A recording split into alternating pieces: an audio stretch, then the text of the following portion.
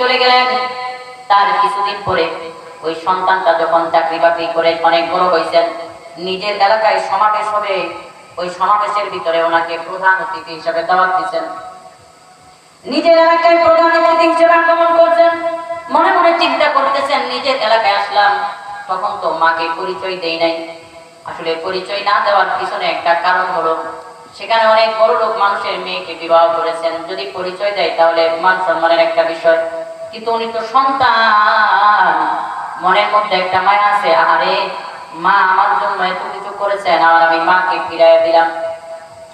সন্তান নিজের এলাকায় এসেছেন, উনি মনে মনে ভাবছেন এই প্রোগ্রামটা শেষ করে আমি একটু বাড়িতে যাব, আমার মাকে একটু দেখবো, আর যাওয়ার পরে মার কাছ থেকে মাপ চেয়ে নিব, মা গো ভুল করেছি আপনি মাফ করে দেন, এরকম ক্ষমা চেয়ে নিব মার কাছ থেকে।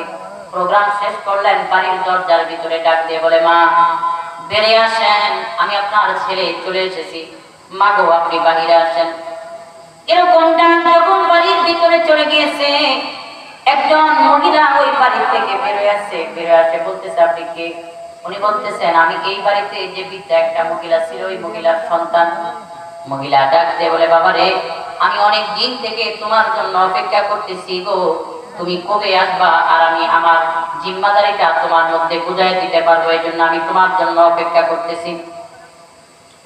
উনি যখন চলে আসছেন, ওই মহিলা বলতেছেন, বাবা আজ থেকে গত এক সপ্তাহ আগে তোমার মা দুনিয়া থেকে বিদায় নিয়ে চলে গেছেন, মৃত্যুর আগ মুহূর্তে বারবার বলতেছেন, এখন যদি আমার ছেলেটাকে একটু দেখতে পারতাম গো, আমার ছেলেটাকে একটু বুকের মধ্যে জড়াইয়া নিতাম, একটু কান্না আমি করতাম। অনেকবার তোমার কথা বলেছে, কিন্তু তোমাকে তোমার মা দেখতে পারে নাই। যাওয়ার আগে একটা চিঠি আমার হাতের মধ্যে দিয়ে গেছেন, যাতে করে আমি এই চিঠিটা আমি তোমার হাতে পৌঁছিয়ে দেই। ওই মহিলাটা সন্তানের হাতের মধ্যে চিঠি ধরাইয়া দিয়েছেন, চিঠিটা খুলে দেখতেছেন, ডাক দিয়ে বলতেছেন, বাবা তুমি আমাকে প্রত্যেক দিন আমাকে জিজ্ঞাসা করতে, মাগো আপনার চক্ষু কি হয়েছে, আপনার চক্ষু কি হয়েছে? বাবা তুই শুনে রাখ, যখন তোমার বয়স অনেক ছোট ছিল, হঠাৎ করে তোমার একদিন টাইফয়েড জ্বর হয়ে গেল, আমি তোমাকে মেডিকেলে নিয়ে গেলাম। মেডিকেলে নিয়ে যাওয়ার পর তারা বলতেছে, ডাক্তার বলতেছে তোমার টাইফয়েড জ্বর হয়েছে, একটা চক্ষু তোমার নষ্ট হয়ে গিয়েছে।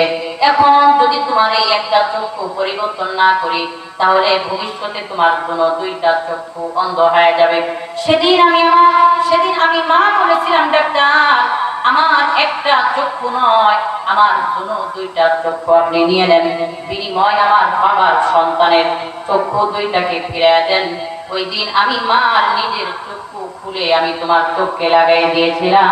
আজকে তুমি যে সুন্দর পৃথিবীটা দেখতেছো, এটা ওই চক্ষুটা আমি মায়ের চক্ষু, আমি তোমাকে দান করেছি। নিজের যৌবন, নিজের সব, নিজের আহ্লাদ, নিজের অলংকার গয়না গহনা সব কিছু বিক্রি করে আমি তোমার মনের আশা পূরণ করেছি, কিন্তু তুমি আমাকে তোমার দরজার ভিতরে দেখার পরেও তুমি আমাকে ফিরাইয়া দিয়েছো।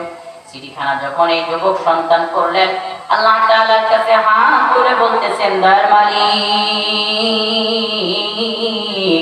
আমি ভুল করেছি গো আল্লাহ, আল্লাহ দয়া করে আপনি আমাকে মাফ করে দেন, আমার মাকে আপনি আর একটা বার হলেও দুনিয়াতে ফিরাইয়া দেন।